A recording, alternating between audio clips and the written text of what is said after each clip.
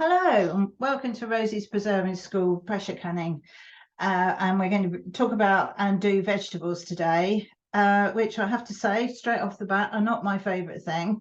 I mean, they are a favourite thing, but not a favourite pressure can thing. But I'd still do them because they have their uses, but they're not something that I would rely on as a vegetable to go with, say, a roast dinner or something like that, because they do change in the pressure canning. All the other things I've shown you today, lovely.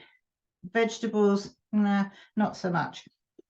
But I'll show you what I do, why I do them, and you can take your choice. I've got some here from last year that I've got done, and that is the peas and carrots. Shine up, there we are.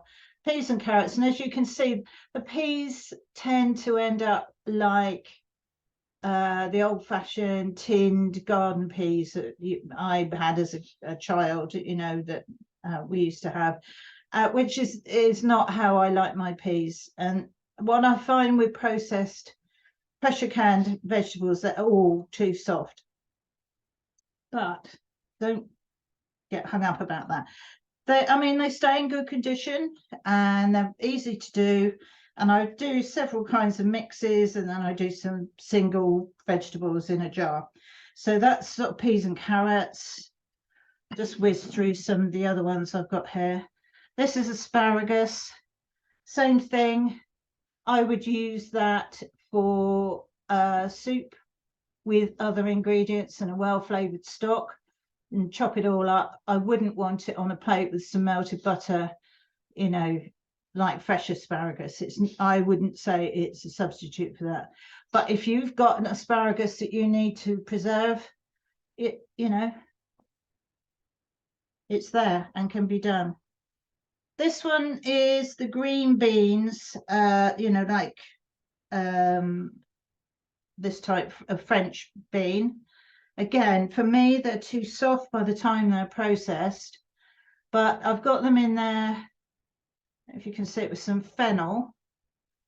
Now, I wasn't able to get any for this filming, but these are the fennel bulbs that you get. And what I do with those is I just sort of take off any sort of brown bits and the base, and then I just cut them down either into quarters straight down from the top, or if they're big, I would cut them into, whatever size, however big the bulb is. And then pressure canning them with the beans, it gives it all a lot more flavour. The thing I have found successful, which I haven't found in a book anywhere, except my book, which I'll tell you about later, everybody does French beans. And I think that's because most of the pressure canning books and information come from America, and that's what the kind of bean that they grow. We grow runner beans, well, at least I do, and that's what I like. And I have found with runner beans, by just prepping them as usual, I slice them across the bean diagonally. Some people slice them all the way down and make like sort of long strings of them, but I just cut them across. I've strung them and taken the tops and bottoms off, and then I've done with them exactly what I'm going to show you today with the other veg.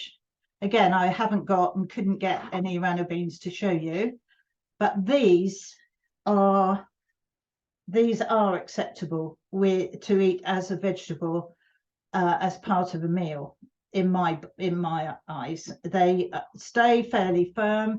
You can just reheat them in the water that they have been canned in, and then just reheat them till they're hot.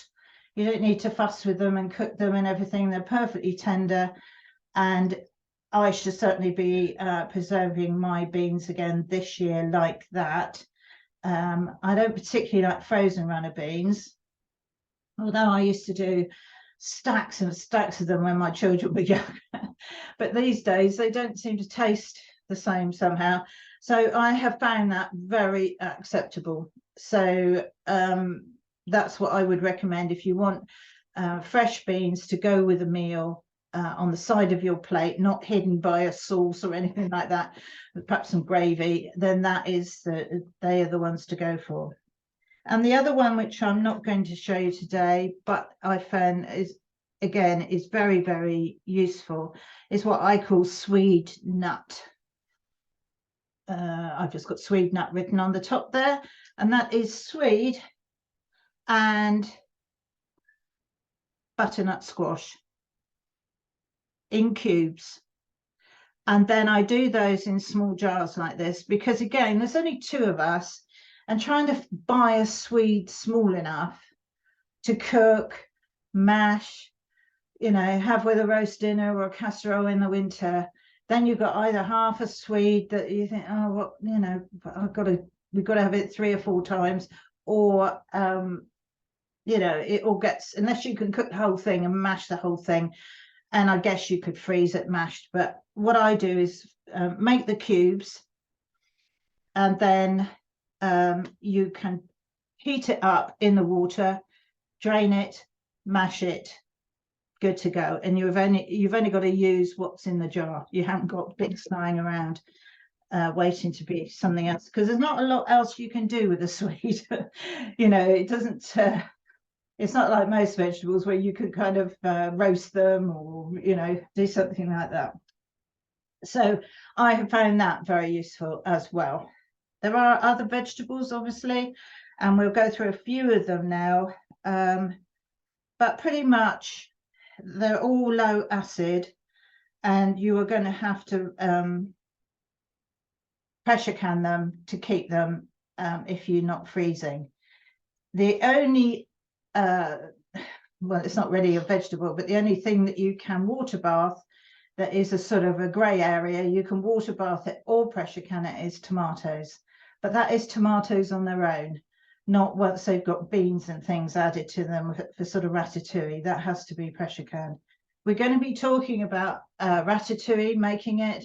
We're going to be talking about potatoes later on, sweet corn later on, red cabbage later on. So I haven't included them today. What I'm looking at here is the kind of fresh vegetables of the moment, and we'll prep them and process them. And the thing is, they don't take very long to process, about half an hour in the main, once they're up to pressure. Okay, so on my board, I've got some carrots and I've got some celery, which I've started prepping. And I've also got some leeks, which is another interesting one, because I've never seen any instructions for pressure canning leeks. I haven't given you instructions for pressure canning leeks, but I am going to do them to see what happens. I can't find anything about them. They're not on the internet. They're not in my books. So I don't know what it is with leeks. Why there's plenty of recipes and things for leeks and leek and potato soup and things like that, but just leeks on their own, I haven't managed to find. So I'm going to do some. When I've done them, when we see what they're like, I'll then say, well, this happened or that happened. It's not a good idea. So don't go off madly and do a load of leeks on the back of the fact that I'm doing them today. I'm going to, while the canner's on, I'm going to put a jar or 2 in, and then we can have a look at them another time. So first of all, you need a pan of water heating up to blanch the vegetables in, and a pan of cold water that you can sort of plunge them in once they've been blanched, which is only for about 30 seconds to a minute at the most. So while that's continuing to heat, I'm going to prep the carrots, and I'm just going to cut them across. I'm not going to fuss with, you can cut them down and cut them into strips if you like, any way that you like your carrots. The cutting up of them isn't an issue. And then sometimes I like to sort of cut them that way and stand it all up in the jar and so on, but if you're doing a lot, you don't want to be fussing. You want to just get them done.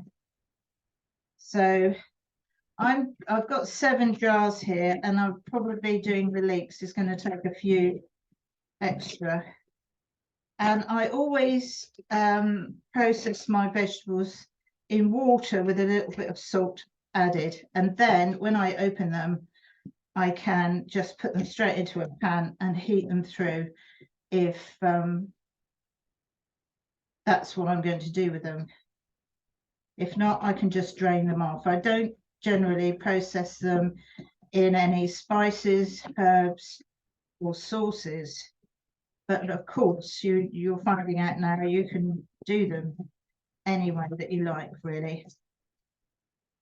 As long as you stay away from any meat, then you can, the processing times will probably be interchangeable.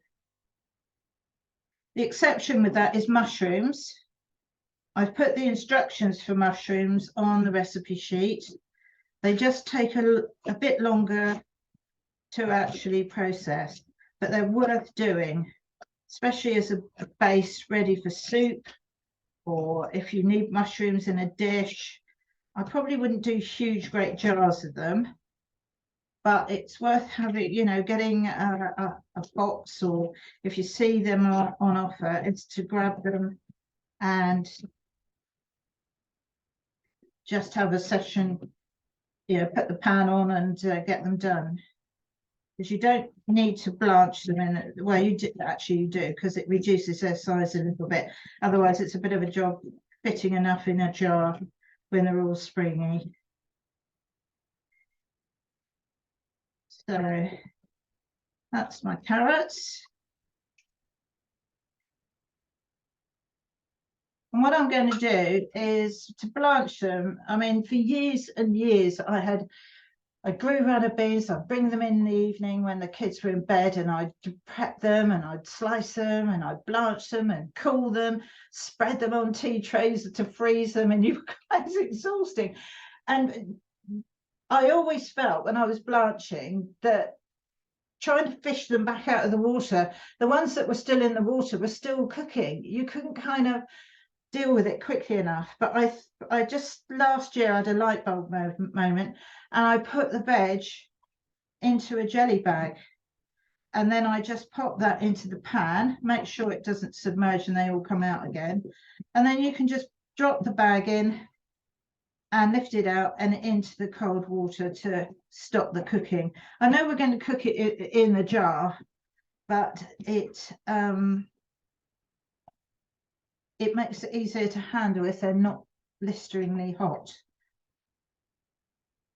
You can pack the jars better, really. Now, the thing about vegetables, it is kind of a botulism thing, really. Because they're low acid, they are vulnerable, because botulism can thrive. But the other thing about it is you have to wash them very, very well, because soil has botulism in it. It's a natural thing, you know. It's all soil's got botulism in it, and if you leave any on the veg, you need to. That's why some of the instructions say wash twice. It's because they're notoriously difficult to get clean, and it's better to be on the safe side. Now, what I'm going to do, I'm just going to go and get my big jam spoon.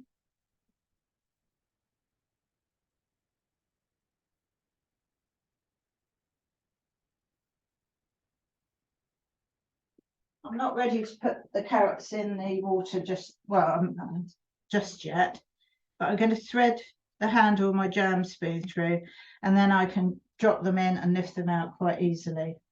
I'll put them up here for the moment. I'll do two at a time, I think.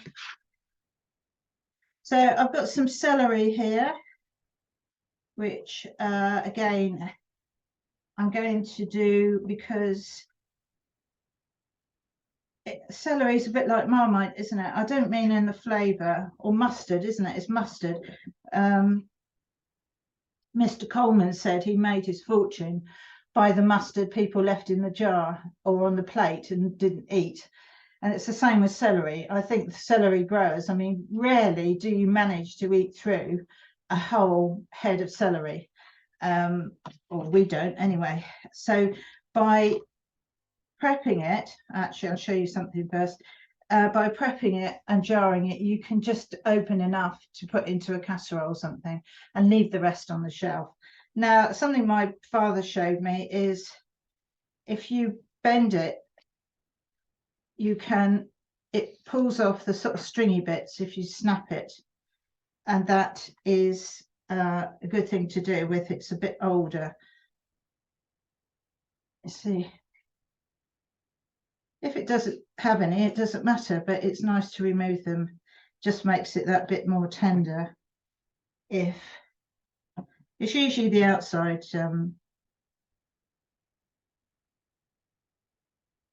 stalks that have got a bit tougher. And you can, to an extent, do that with rhubarb as well.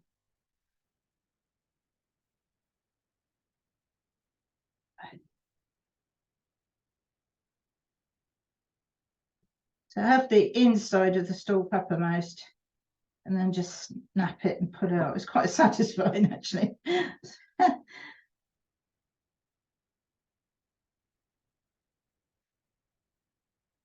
I've washed this already, so.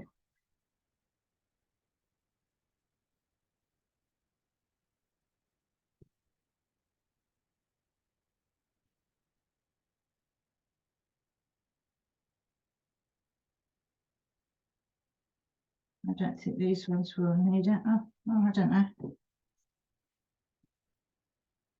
Right, that's good.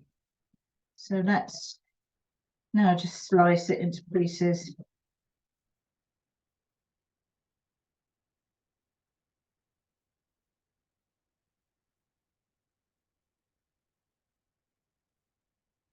And then if you've got jars of celery, you can make celery soup. You can add it to casseroles. It's all ready to go.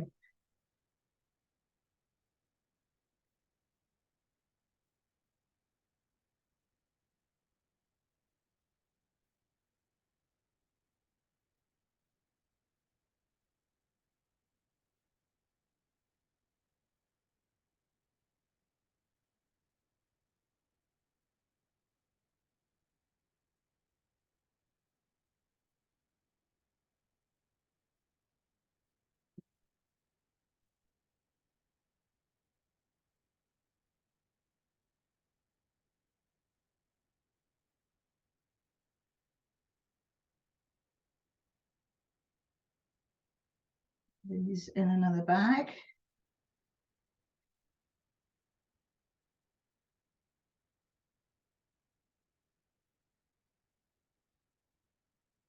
This pan is taking ages to heat up. We've got a big agricultural show here tomorrow, and I think they diverted all the power to, to the show. Leave that there. I'm going to put the panner on actually, because that's going to have the same problem in a minute.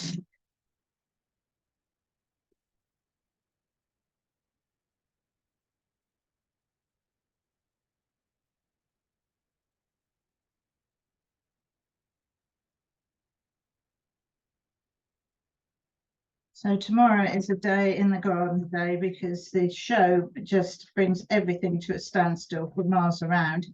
You can't get in or out.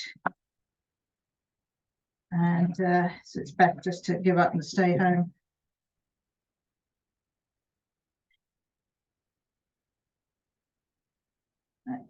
Cut down through the middle of that one.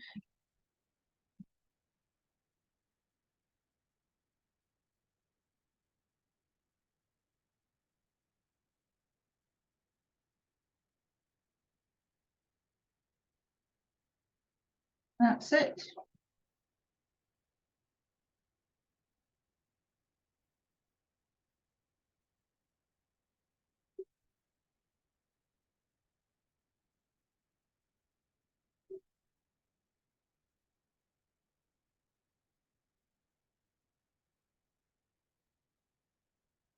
And that can go onto my spoon handle.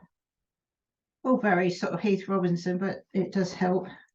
It stops it falling into the pan and all the contents coming out. So you've still got to fish them out like I used to. So I'm going to put 2 in the pan. and I'm going to put the timer on for a minute. If it was actually boiling, I would probably just do it for 30 seconds, but right, let's move on to some of these things. I've got some asparagus spears here. The same thing applies with asparagus as really the celery. And if you bend it, it's got a natural break point where it's tougher below the break and the tender bit is left above. So if you just get hold of either end and bend it. Oh,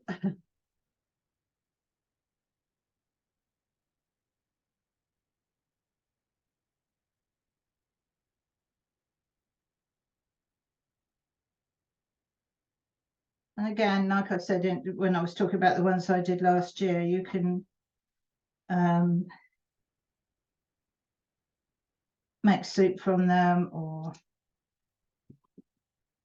put them into another dish.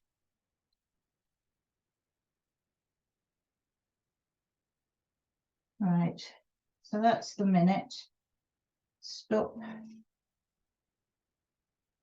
Just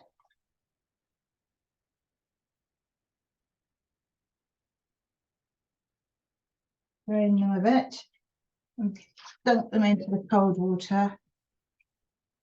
Get rid of these.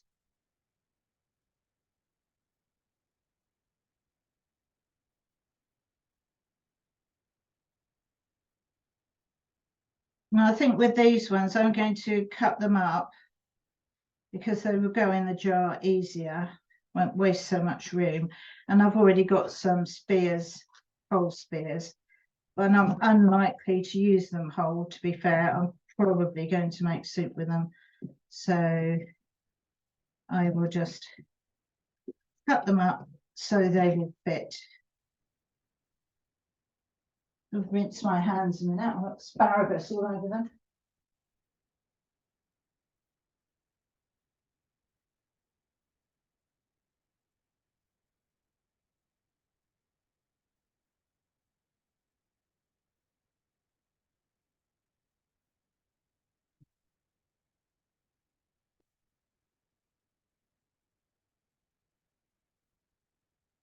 Now I'm going to do them with some of these green beans, I think.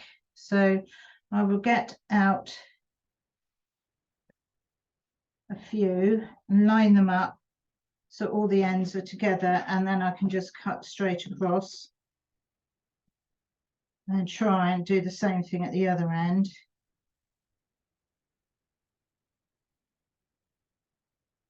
Get rid of those. And then I'm going to cut them into lengths of about 1 inch or 3 centimeters to go in with the asparagus. Now you could use a jar of these in like a frittata, a summer omelette, and that would be quite a nice thing to do with them. Bits of asparagus everywhere.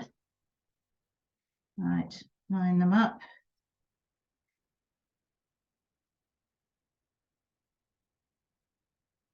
Now, if you've got hours to sort of sit and prep them, you know, more economically, perhaps take the tops and bottoms off. But I never have. I'm always up against a clock, so whatever I'm doing. So I just try and be as efficient and not waste much. All the bits go on the compost, so it's sort of courses for courses, I suppose. And then cut those up.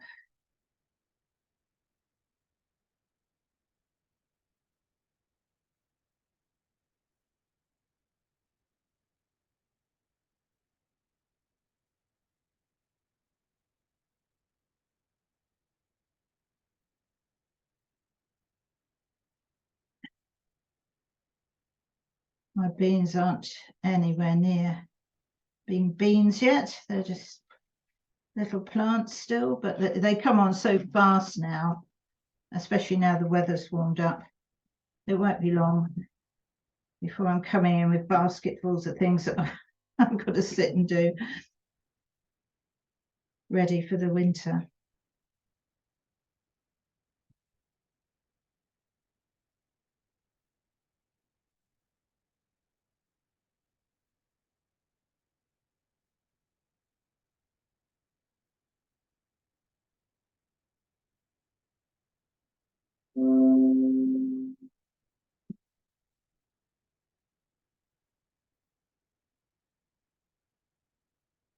That's it. Oh no, one more.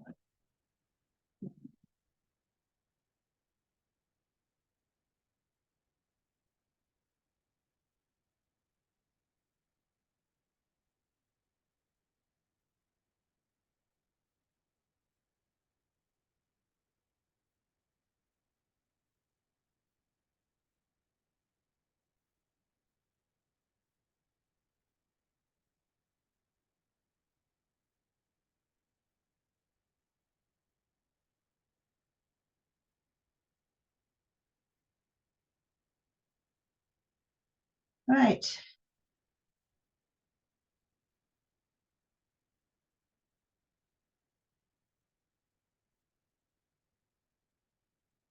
I'm going to take one of those off and do some jars of celery. I've got a bag for my beans and asparagus.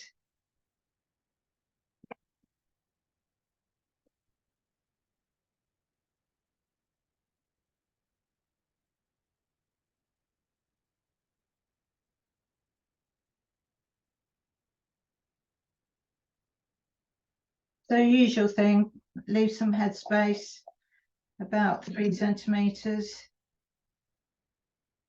about an inch. Whoop. Trying to save time. Right, well, I've got extra there. I'm putting another jar. I might end up with a mixed jar of something.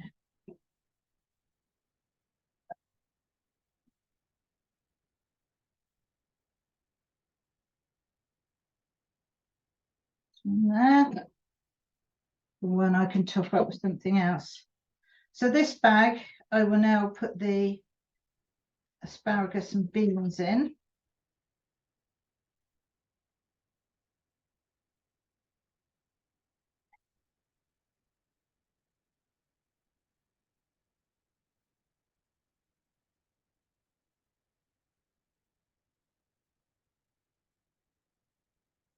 And that's not a bad combination to have.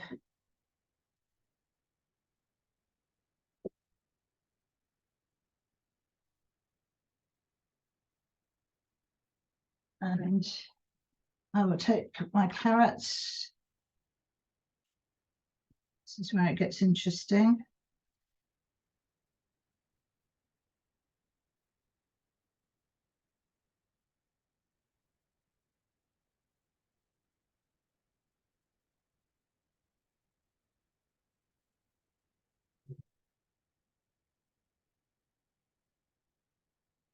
Those in there. A minute, quite literally.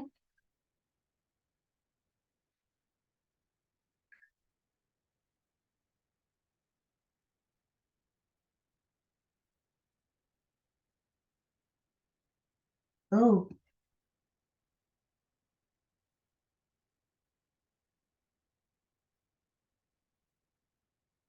give them a bit of a shake. Get them down in the jar.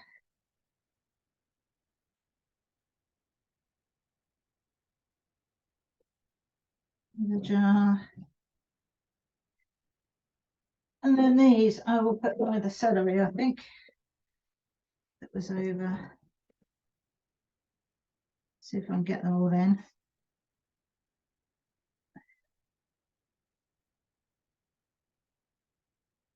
A couple of bits in there. So that's a jar of celery and carrots, which is fine because that's a good casserole mix. Stop that one.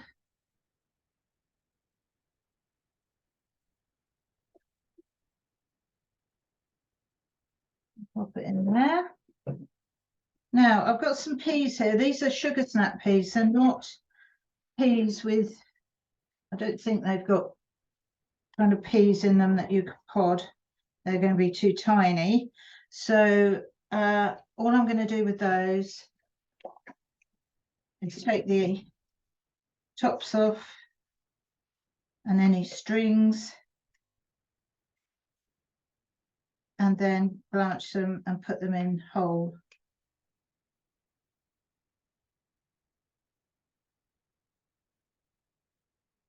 Now this is a bit like topping and tailing gooseberries, isn't it? You know, it's a job to sit out in the shade and the colander on your lap.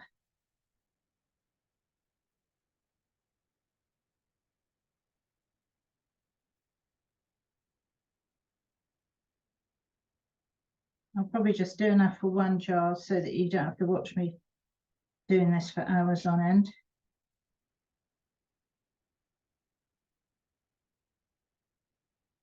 I've got lots of peas growing in the garden. I haven't got any sugar snap though. So, but all those peas will most likely go in the freezer because it's a much better end result really for a quick meal where you want a side dish. Frozen peas are a godsend. So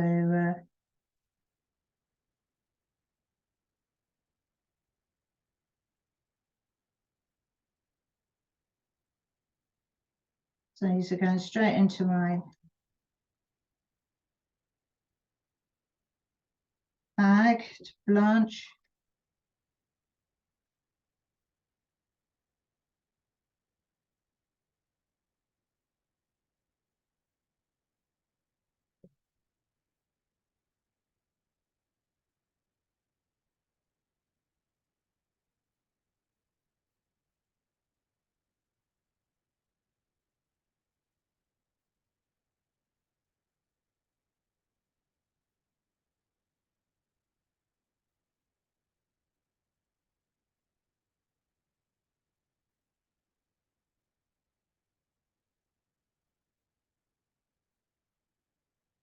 And I'm kind of hoping that's going to be about a jar full.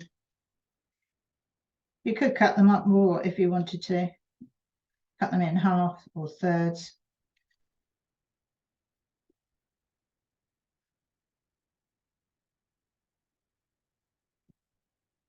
I'll do 2 or 3 more.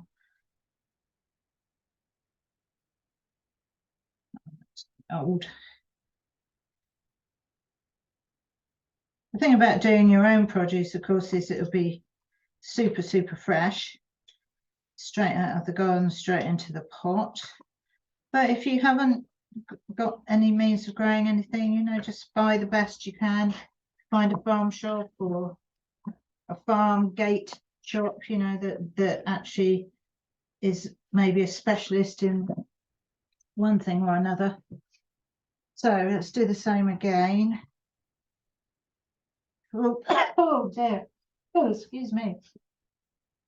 I'm going to lift these out.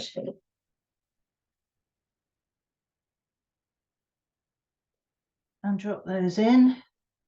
All this does is sort of stops the veg in their tracks. You know, it stops the enzyme action. It's a bit like blanching for freezing. If you don't, then it will carry on deteriorating. And I know we're sort of getting them all prepped and going in the canner, but if there was any delay at all, you prepped it and then we're going to can it later, or you got interrupted, then their kind of state is sealed, and they just seem to stay in better condition. Now, as I've said, this water would normally be boiling, but it isn't because we are in a very rural situation, and often the power is a bit hit and miss. But when you're doing it, the water will be boiling, so to just do it for 30 seconds to a minute is plenty. I'm just slicing my leeks now. You only use the white bit and to where it goes to the pale green. And that I've gleaned from other dishes where leeks are included in a casserole that's pressure canned. As I said, I haven't found any leeks that are pressure canned on their own. So we'll see what happens, and we can open them in a future workshop and have a look at them. Right, that's the peas.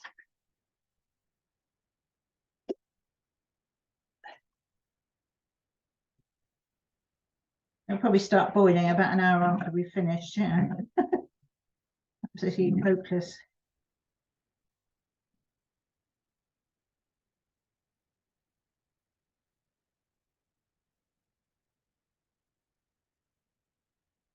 Right.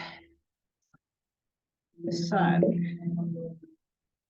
let's put our asparagus and beans. You can see the blanching, how green they are. It just halts the colour and halts all the enzyme action.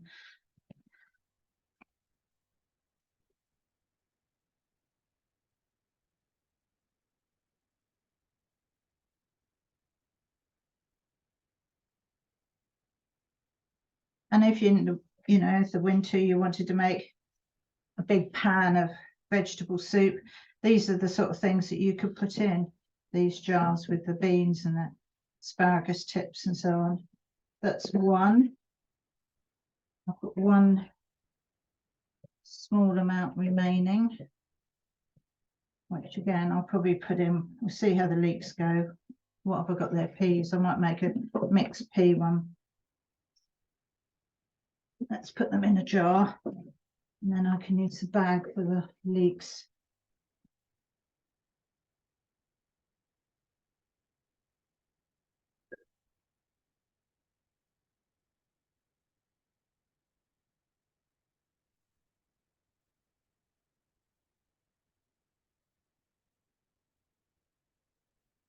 Right.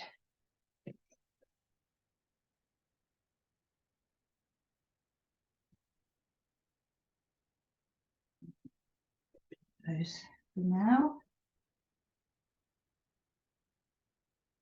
The leeks in here.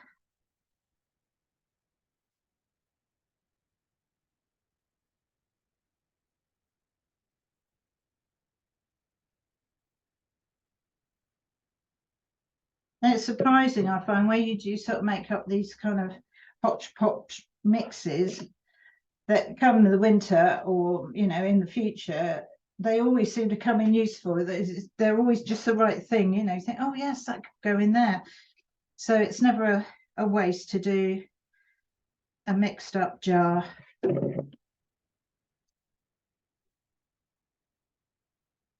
If the peas out, the leeks. Like plate spinning this. Right, now I have some other jars here. See how these peas do. I mean, whether they fill the jar or not, this is plenty. If I was having them in something, for us two, it's fine. So I'm not too worried if they don't get filled up.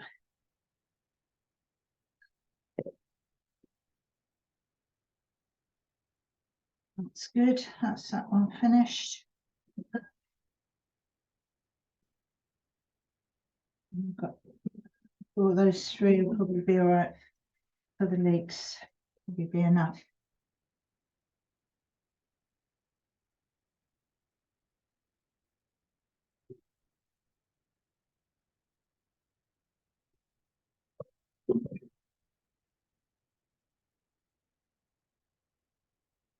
Right, got to put the timer on, so just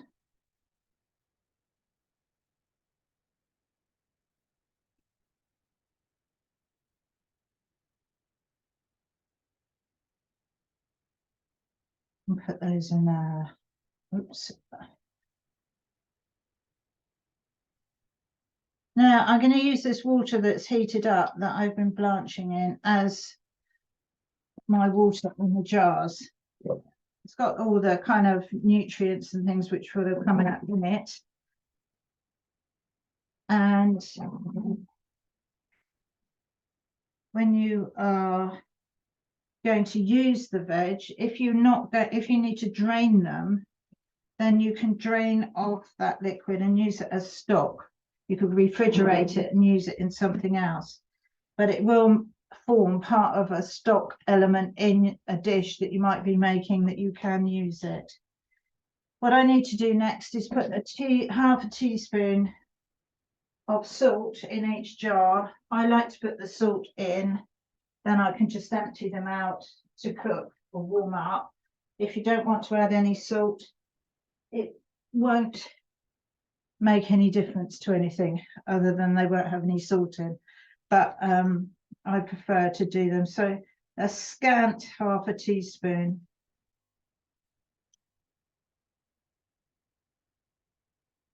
In each jar.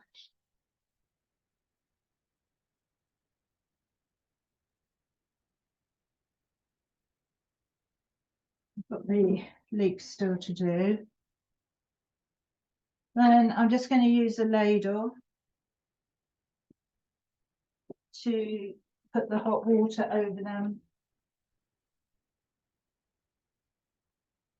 The pictures you see in books and so on of processed or vegetables that are going to be pressure canned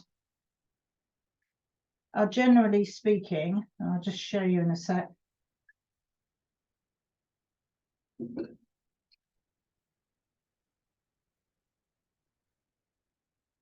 pictures they show you look like that. And that is because they've taken them before they've been processed. If you were to sort of take pictures of the ones that I've got at the front here, I don't think many people would be encouraged to do vegetables, because they do lose a lot of their colour in literally in the processing. So don't be disappointed if you're following a book that's got a picture of, you know, bright coloured vegetables and yours turn out not to be like that, because I don't know of any way around it.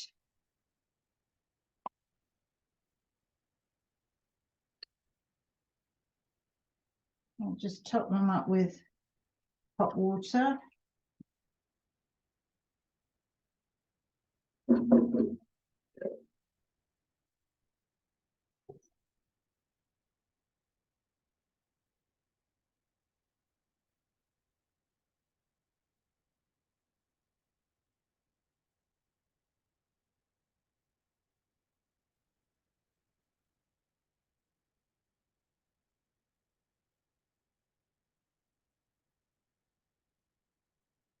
Oh, empty jar.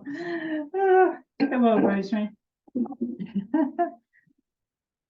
I'll lift these leeks out. That's what I was thinking as I was doing it. I thought I'd better get those leeks out of the other pan. Right.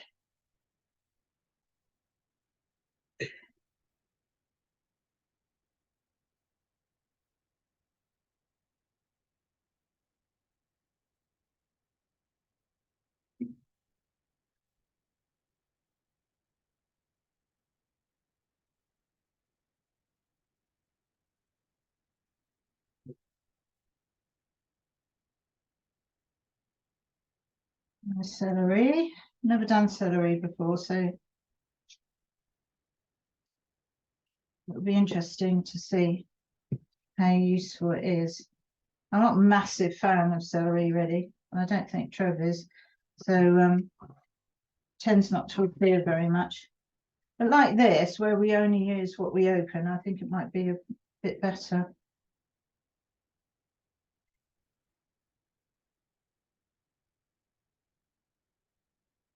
I know some of the big stores now, so, or maybe it's abroad, you can just buy sort of like 2 or 3 sticks, which would be a lot better. Now this one, I'm going to put a few leeks in the top just to fill it up.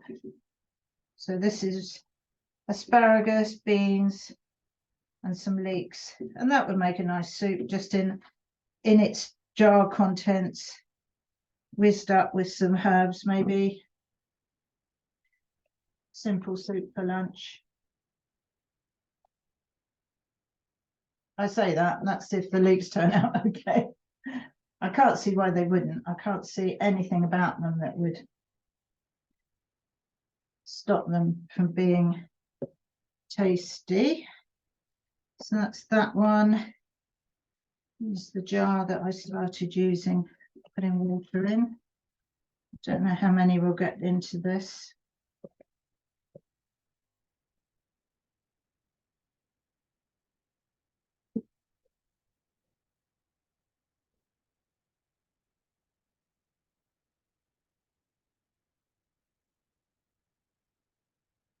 And get 2 jars, I think.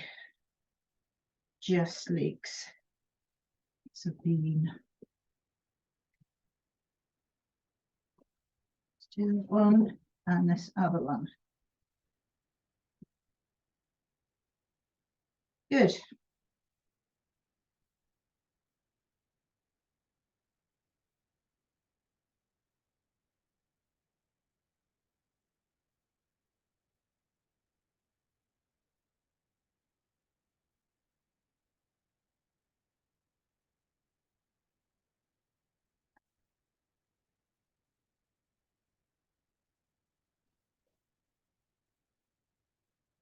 Water on them.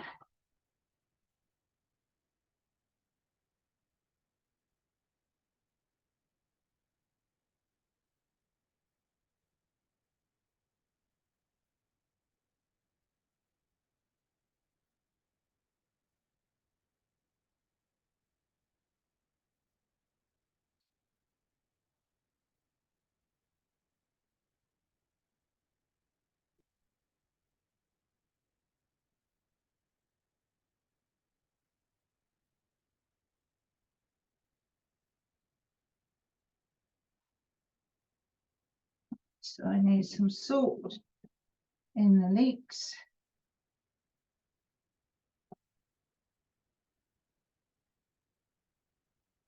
1, 2, 3, that's right.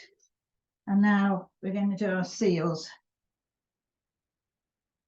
And it may well be that if you do grow your own veg, rather than having a whole session on just doing carrots, the way things grow and you're picking a few each day, you might end up doing a mixture of jars like this, which very quickly grow to be useful on the shelf. I'm just going to wipe the rims.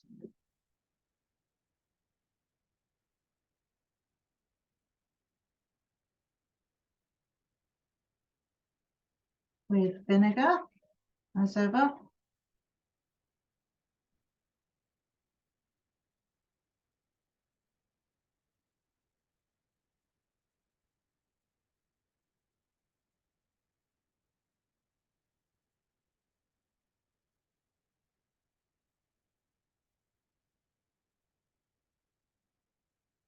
Right.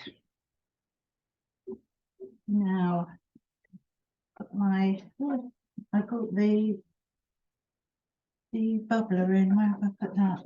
I don't know. I use a point of my knife anyway, just to release any air pockets.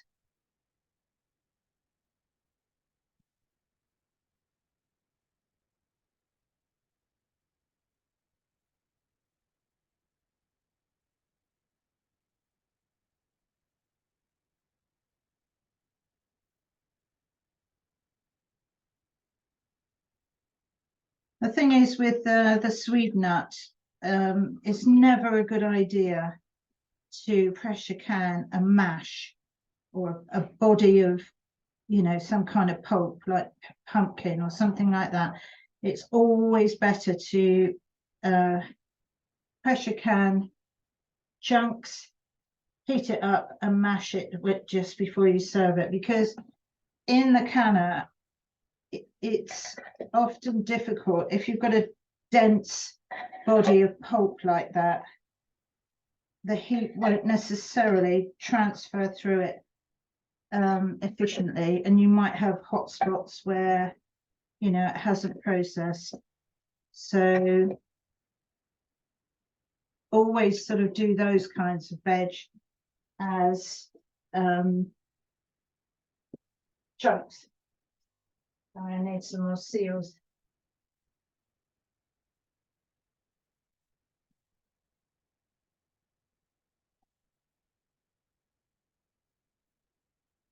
There, on with the tops.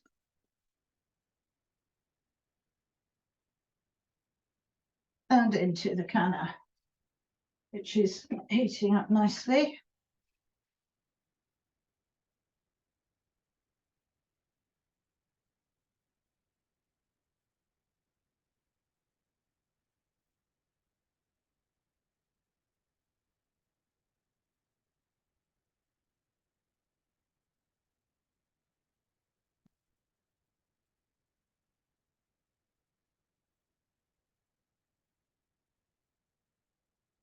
With the vinegar.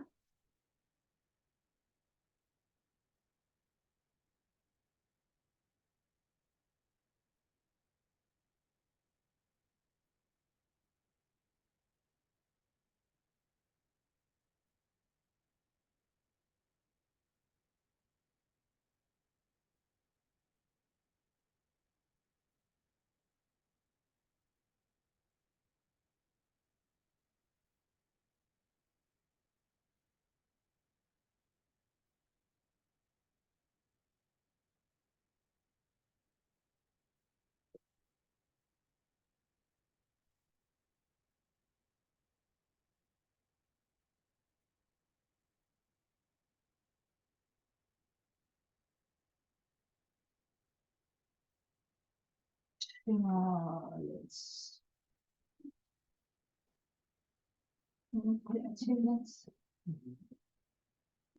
doing those two extra. I haven't got enough lids out.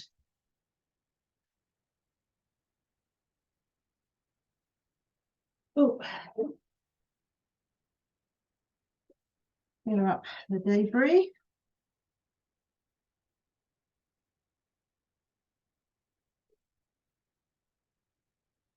Good.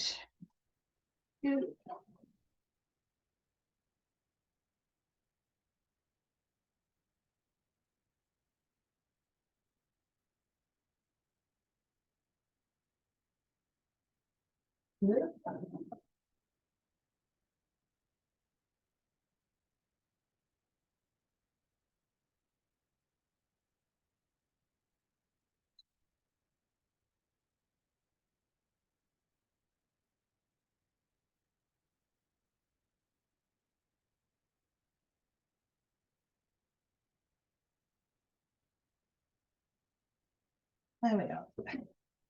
On with the lid.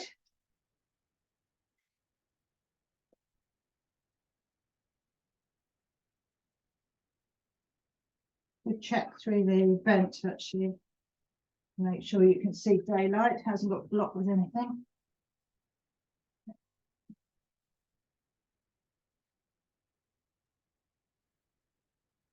And those.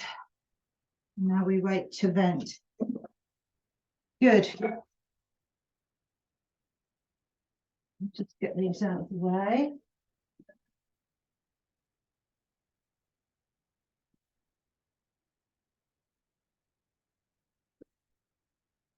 And that slightly so I can see the dial.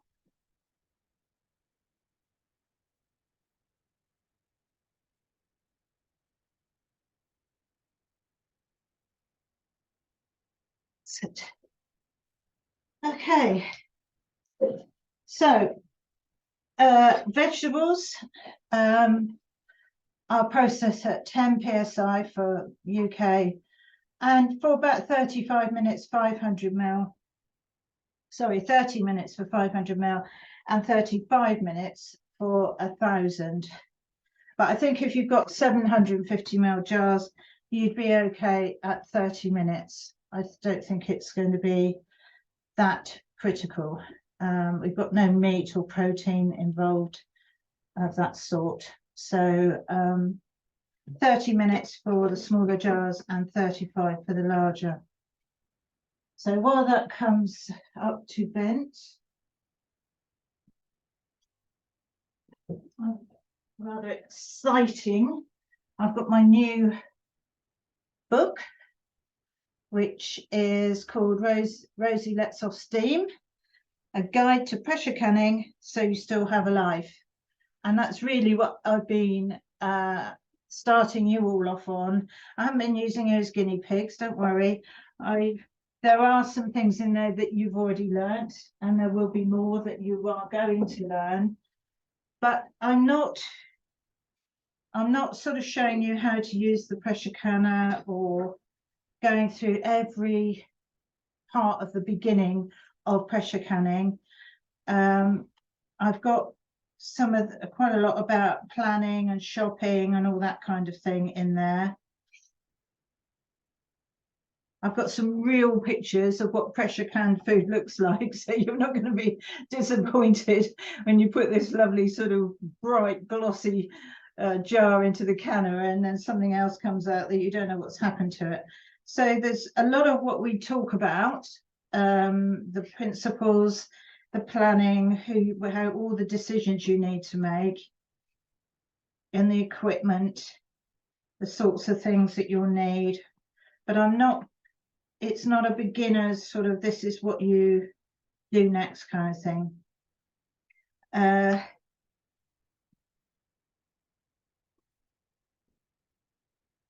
Tells you about your sort of store cupboard, the useful things you can have in there, like the Vegemite and chili sherry and all sorts of things that you may come in useful when you're making different things that could go wrong.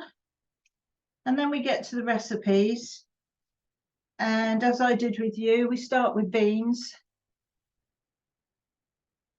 but the way it's laid out, here's the basic mince page. You've got the basics mince on the left hand side, which tells you how to make the mince mix that we made. And then on the other page, it has what to make with it. There's all sorts of ideas. It doesn't tell you how to make a cottage pie. It's I've assumed that most of you have a kind of basic cooking knowledge. If you've got as far as pressure canning, you're going to have an understanding of that. And if you don't, there's place, you can look up on the internet, how to make a cottage pie. But it's showing you how to use the store cupboard that you're compiling of the pressure canned food. And there are pictures, different things. That's 2 different dishes. It's not big dishes. I've gone slightly wrong. There's the chicken, and then what to make. And it goes on through the things we haven't done yet. But that you either will be doing or you could do. It's they're all easy to make. So, and then things like this. We had this red cabbage mix, which is red cabbage and beetroot, onions, apple, some spices, which is really a winter dish for me. It's what we have in the winter with a roast or something like that. We actually had it mixed with mayonnaise as a coleslaw the other day, and it was very nice indeed. So that's gone into the book. So all kinds of things there, all sorts of ideas, fruit, and then the basics of the vegetables,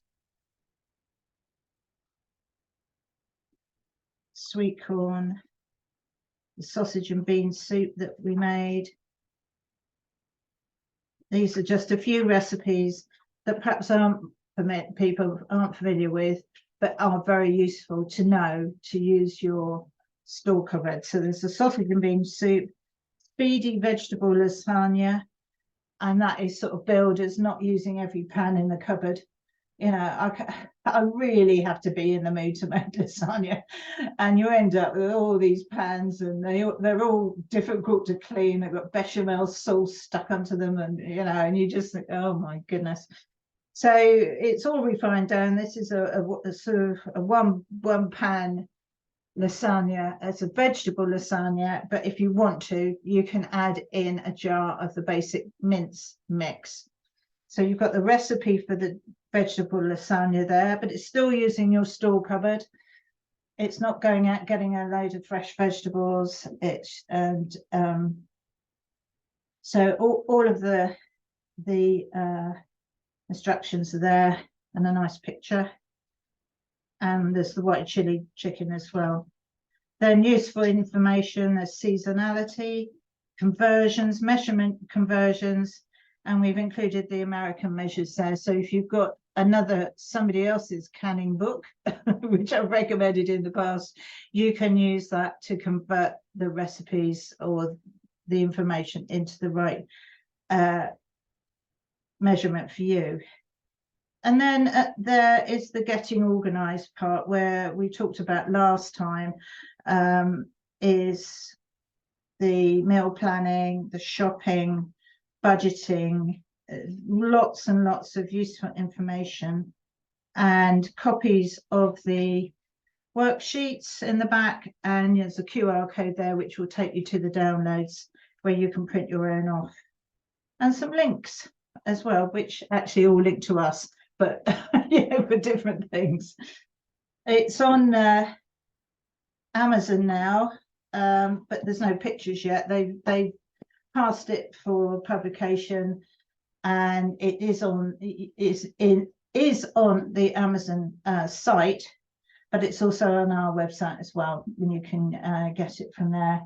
Pre-order it because we haven't got our copies yet in, but it'll only be about a week, I would say. So it's not quite like any other book you've ever seen, I don't think, not even I can't think of any equivalent, but I hope that it will give you a basis to work from, to use your stores intelligently.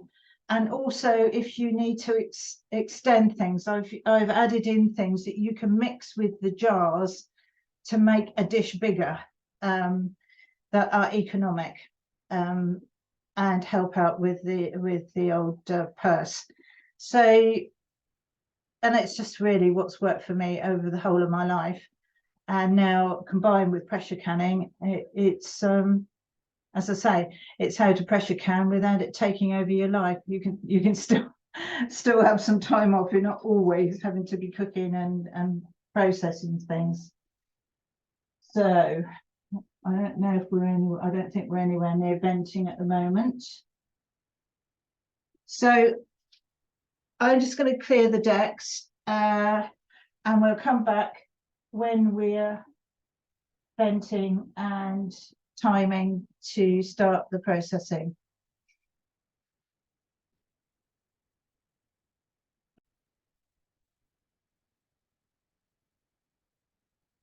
Hello, I'm just trying to find room to put away my white chili chicken from last time.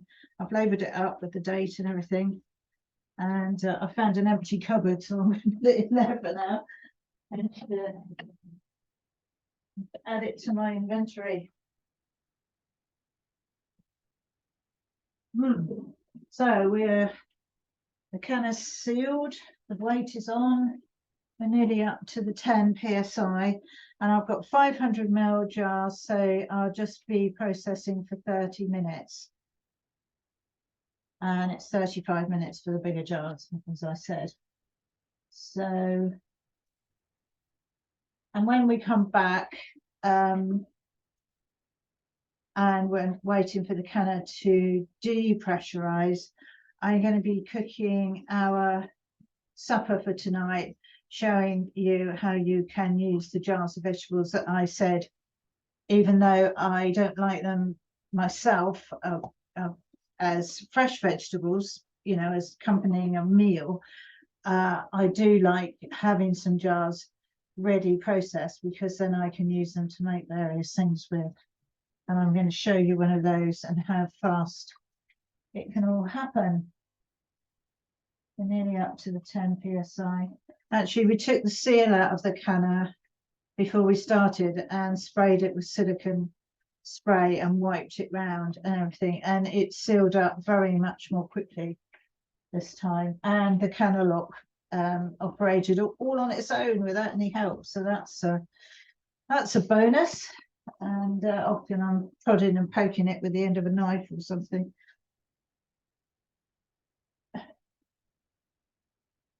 Come up to pressure really quickly. And I'll change my timer to 30 minutes.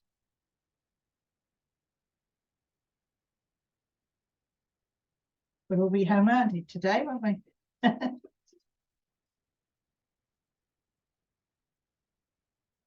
Press the button in a minute.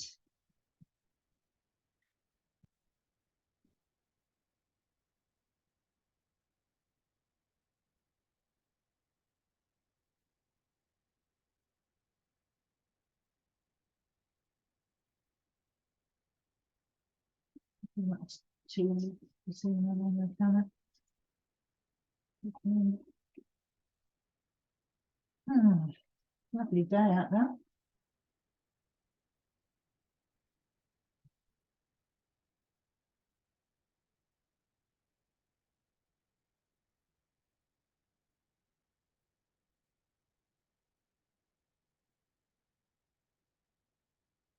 There we are. There's the canner. It's coming up to 10, so I'm going to press my timer and we'll grab a quick cup of tea and come back when it's ready to turn off. And I'll show you our supper tonight. Okay, welcome back. And the canner is off and depressurizing. And I just wanted to sort of recap a couple of things.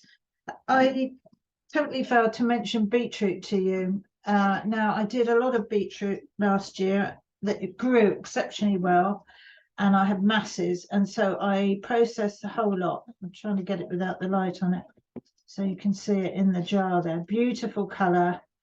And what I did, I left it to mature, and then I pulled up the whole lot. I dehydrated all the tops and made a powder out of them. I don't think I'll be doing that again. It was quite a job. But the beetroot, I scrubbed, I peeled, I cut them into sensible, even sizes, and then just processed them like we've done today. Covered them in hot water and some salt, a half a teaspoon again, and then they go on the shelf and we can have them hot or cold. And so there's no kind of, I absolutely love beetroot. I just think in the summer sometimes I think, oh, I'd love some beetroot with some cheese, and but all, you know, kind of cooking some beetroot and peeling it and letting it cool down and all that, and then you've got red hands and you probably splashed it on your clothes. Doing it all in one go like that was absolutely great. I mean, it took quite a while, and we've got jars and jars of it, but I can make soup out of it. I can eat it cold with, as I said, some cheese or potato salad or something like that, or I can mix it in with the red cabbage to make a hot dish to go with a roast dinner in the winter. So fabulous to do in the pressure canner. So I'll pop that back on the shelf for now.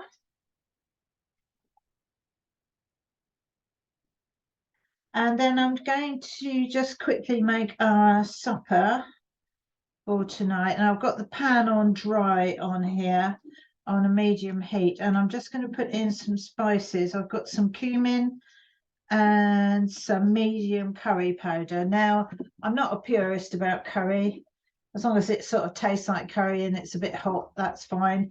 But if you've got something that you particularly like to use, a curry paste, I have got a curry paste in the house, but which I sometimes use. If you've got a special way of making it or a special taste that you want, then just adapt this. I mean, it's easy to do. So what I tend to do, if I'm at home, I would put a little bit of oil, olive oil, in the base of the pan, but I'm not at home and I forgot to bring it. I must bring a whole tin of it. I've got those, big tin of olive oil, so I must bring one over here. So I'm just going to put some cumin in the dry pan to just get the kind of flavors released. And I'll put some curry powder in as well. This is just medium. We don't like it super hot. I've only just opened this and I can't, that's it. So I'll put about 2 tablespoonfuls of that in the pan as well. And move it around a little bit so it doesn't burn, but just heats and starts releasing its flavor. I can smell it all already, so that's fine. Now, what I've got here is the jar of peas and carrots that I showed you earlier, which I'm not a mad fan of, as peas and carrots. And I've also got a jar of the ratatouille that we're going to make a bit later on when we've got all the right vegetables growing. But I'll show you, this is last year's and I'll put it down. We'll use this. It's a biggish jar, and that is made with passata. And we're going to make passata as well. So, but my passata has lots of tomatoes all in a big roasting tin with chopped up onion, loads of olive oil, sea salt, and herbs, basil or any other herbs that you've got that you want to put in. I'll roast them in the oven and then I process all of that and then I pressure can it. So when I'm making the ratatouille, I use that passata. So this is why I'm not starting this off with onions and garlic and herbs and things, because they are in the passata that I made the ratatouille with. Time saving, you see. If you're coming in from work and all that business, you want something quick. So I'm going to open this if I can find the right place.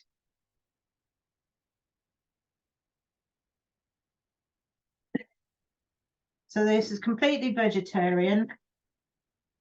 And you can see the vegetables in there. There's some green beans, peppers. There will be onions and more garlic probably in there as well. It depends what I've got at the time. So I'm just going to put that in to heat up.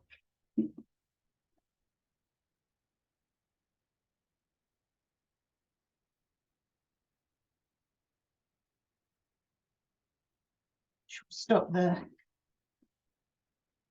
I'll stir the spices in, stop them cooking anymore in terms of getting too hot. There's some baby sweet corn in there as well. I'm not in the habit of buying baby sweet corn, but I probably had to buy it for something else and used it up because it was in the fridge.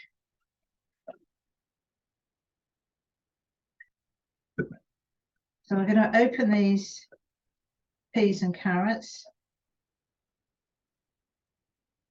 She says optimistically. There we go. What I'm going to do is, that is quite runny, so I'm going to pour off a little bit of that so that it doesn't make it super runny. And then I'm going to put the whole lot in. Doesn't have to be peas and carrots, it can be anything else that you have on the shelf. You can put some beans in, the dried beans. But once you stir that all together and let it cook down a little bit, you can thicken it if you want to. I've got some powdered coconut milk, and I like to make some of that up just before I serve it and pour that in, and that sort of gives it a lovely sort of coconut flavor as well. And so you can see, I don't know if you can see we can get the camera into the pan at all. That you instantly have your supper right there. Cook it on a little bit and the liquid will reduce down and thicken it slightly. And then you can serve it with rice. You can have other sides that you've done. You can have flatbreads, naan bread, poppadoms, whatever you like. But it's a very quick, easy supper, and it uses the jarred vegetables, and they look perfectly fine in there. Where I wouldn't, it's silly really, because I'll eat them in there, but I don't like them. Kind of, they're not my preference. I would eat them if I was hungry, obviously, or if I'd been served them by someone else. But it's not my choice to have them on as a vegetable with a roast dinner or something. So I'm going to just turn it up a little bit and get it heated up.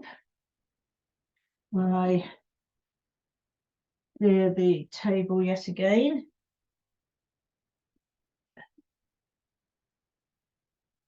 Not quite down. And of course, you don't have to make it just vegetables. You could put a jar of your chicken in, or even the beef and vegetables, and add to it if you wanted to. It's entirely up to you. But as a quick vegetable curry, actually, that's not baby sweet corn. It's a courgette. My courgettes last year, my ones I grew from seed, got eaten by something. So I bought some plants and they were yellow, like a yellow finger courgette, very small. So that's what that is in there. I didn't recognize it. I put them in the ratatouille. They weren't sort of green, or which I would normally have. So that's got some big tomatoes in it as well. If you've got peppers, anything like that can go in.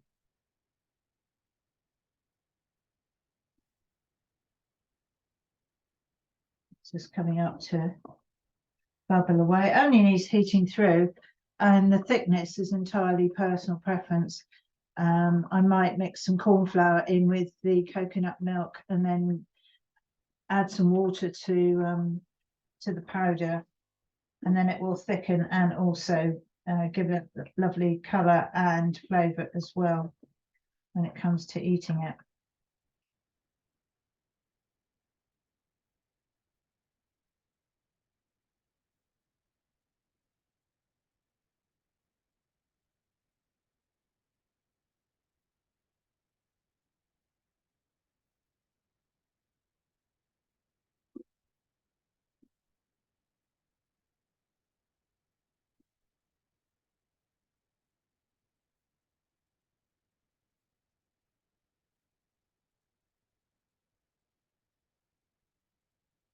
It back down a bit.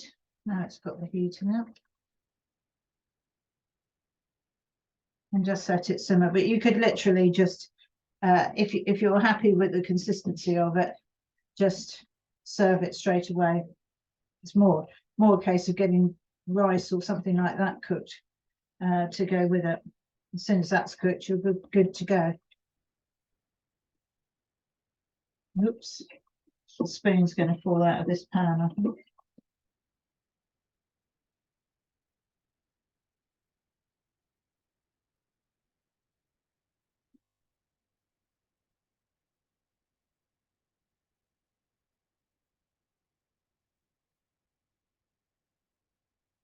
Right, I'll just clear these out of the way.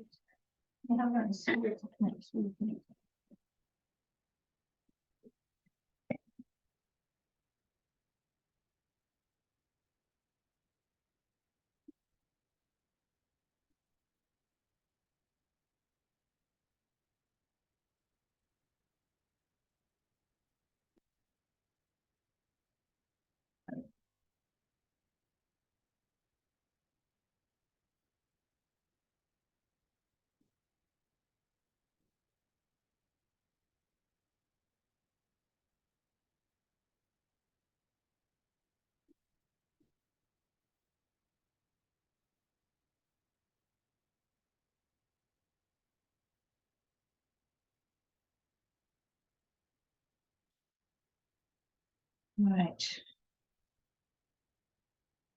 Start getting organised for opening the canner.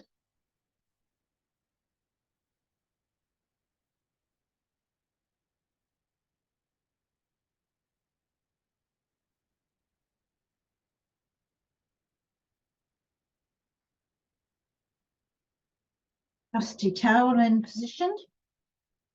And my tongs.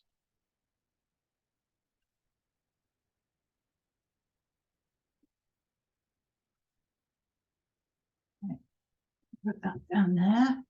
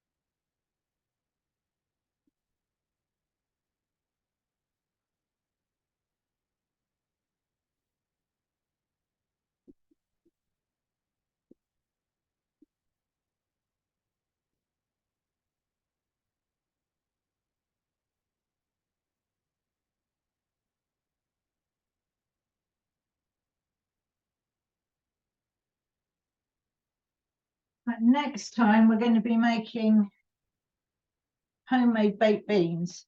So, you know, it's astonishing, isn't it, in our kind of straitened times at the moment, how expensive baked beans have become. That's not the reason we're making them, but it's a very good reason to make them.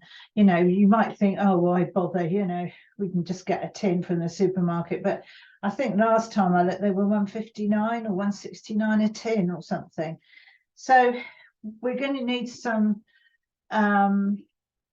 obviously some ingredients for the sauce, and that will be on the recipe sheet. And you're going to need haricot beans for this. These are the kind of smaller dried beans. Try and do this without dropping them into the curry. And they're the kind of tiny beans that typically are made into baked beans. Now this is not the kind of bean dish, you know, you sometimes see American homestead or home style beans that have got bacon in it and all sorts of other things, and really quite sweet. This is just straightforward English type baked beans, which you can make jars and jars and jars and jars of to your heart's content. And so that's what we'll be doing next time. But make sure that you've got some haricot beans in to do it. Nearly down at the lower, nearly down at naught.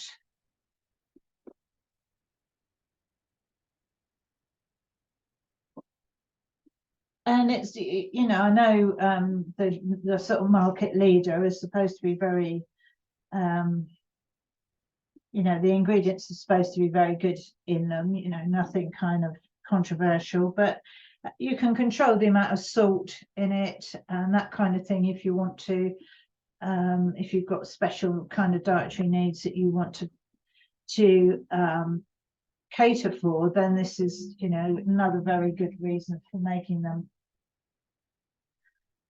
They're bound to be kind of better for you, really. It's just because you'll know what's in it, and you can buy organic beans and all that kind of thing. So right, pressure is down, wait for it to unlock, and then we can see how our vegetables have fared. I'm interested to see what's happened to the leeks. Maybe they just sort of cooked to nothing, you know, just a mush, in which case I shall save the jars and make soup out of them as suggested anyway. You know, just make a leek and potato soup, or leek and bacon and potato, that kind of thing. You can pressure can that.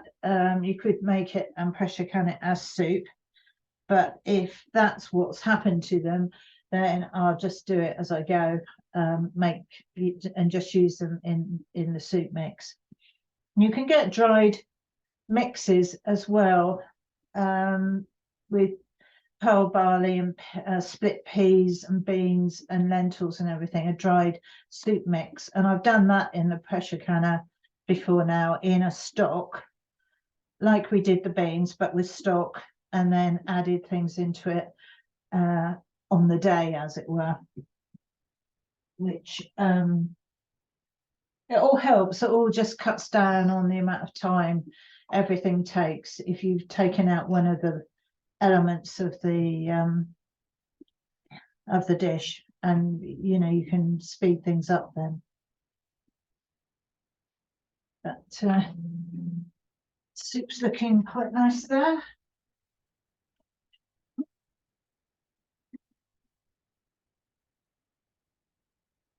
Smelling good. Steaming away. There you are. If you haven't got coconut milk, or you don't want to add that, you can always use some plain yogurt. Just a couple of tablespoonfuls. Once you've dished it up onto the rice, you can just put some plain yogurt on the top, which is very nice. You know, or mango chutney or anything like that that you perhaps like to have with your curries. I'm not talking about, you know, it's not a full-blown specialist curry meal by any means, but it's another useful weekday supper. Right, come on, Canna.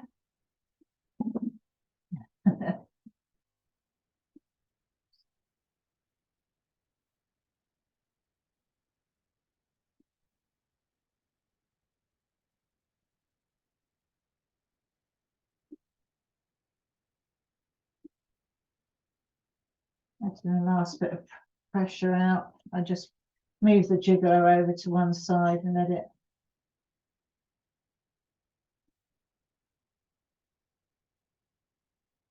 ease it along a bit. So although the gauge is reading 0, it's clearly still pressurized because the lock is still up that locks the canner.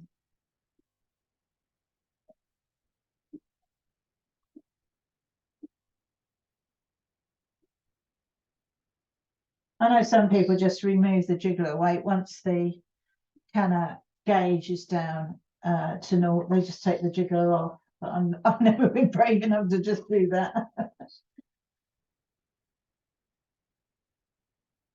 I think, you know, that you could end up with siphoning from the jars, because as you know, when we take the jars out and put them out, they're still bubbling away in the jars. So I think if you suddenly released all of the residual pressure in one go, then it might be a bit of a shock.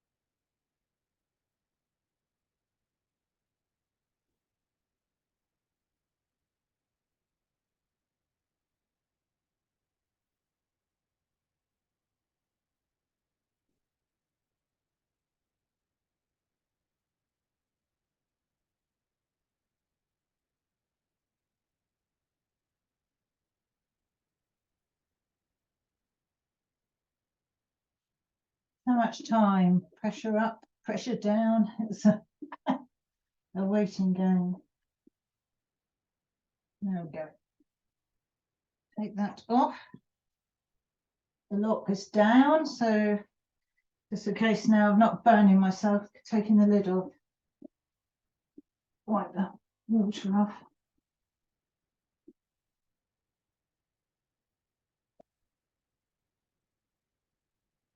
Open the lid and tip it back so that the steam goes forward.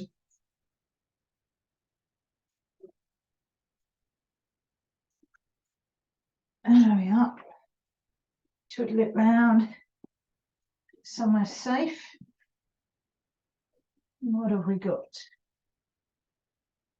Oh, well, the leeks are still whole, it would seem. This is beans. Beans and asparagus.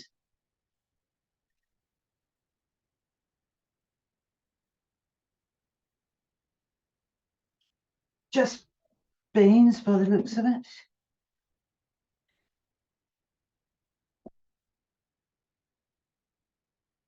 Leeks. Looking reasonable. It's a mystery as to why there's nothing about it on, well, anywhere. I'll keep looking.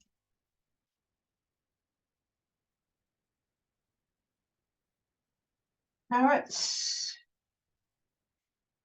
Now they've all risen up in the jars, which is often the way with vegetables and fruit.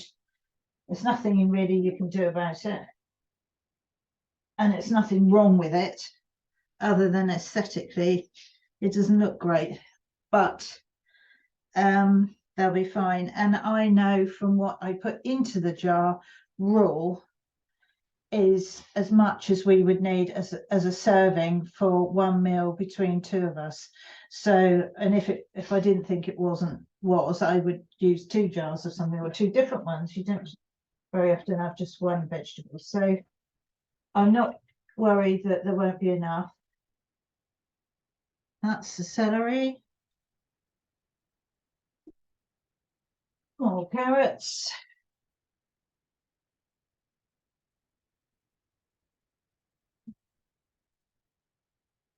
More leeks. 2 to go. Move them forward a bit.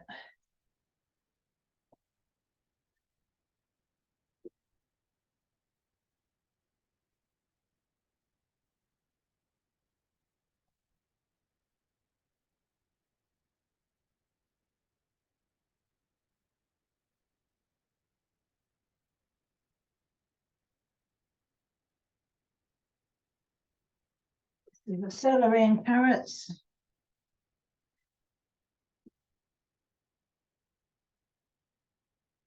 And celery on its own. Good. Well, that's a good old mixture to have on the shelves, plenty of choice. But whether you do a mixture like that, or you do a whole canner full of one type like beetroot, is up to you, and very much depends on your circumstances as to whether you grow things or whether you buy things. Some ways buying them is easier because you can sort of restrict it to one type of thing, like the mushrooms. I would suggest, if you want to do want to do mushrooms, is to get as many as you can and do a whole canner full, and you can slice them or you can chop them up smaller, mix and match, and then you'll probably have enough mushrooms for the whole of the winter. And you can just do it in one go. They do take slightly longer to process though, which is on your recipe sheet. Okay, that's it for today. I will see you again in a couple of weeks when we'll be making the English style homemade baked beans. Okay, thank you for watching.